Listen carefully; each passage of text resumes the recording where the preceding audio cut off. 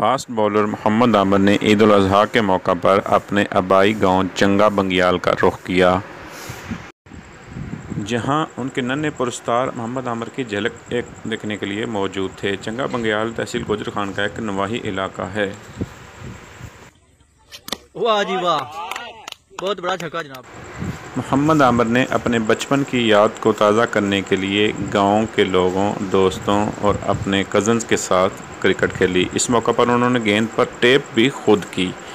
मोहम्मद आमिर मुख्तलिफ़ मौक़ों पर अपने गांव आकर यहां पर क्रिकेट खेलते हैं। मोहम्मद आमिर ने बैटिंग करते हुए बहुत बड़े बड़े छक्के लगाए। उन्होंने ग्राउंड की बजाय एक फसलों में मौजूद सड़क का इंतखाब किया, जहां पर उनके दोस्त और गांव के लोग क्रिकेट खेलने के लिए पहले ही मौजूद थे।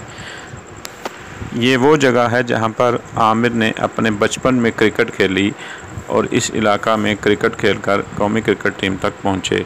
मोहम्मद आमिर ने बैटिंग करते हुए भरपूर दिल लगाकर छक्के लगाए और मुखालिफ बॉलर्स को खूब तारे दिखाए। इस मौका पर मोहम्मद आमिर ने अपने दोस्तों की फरमाइश पर कुछ देर के लिए बॉलिंग भी की।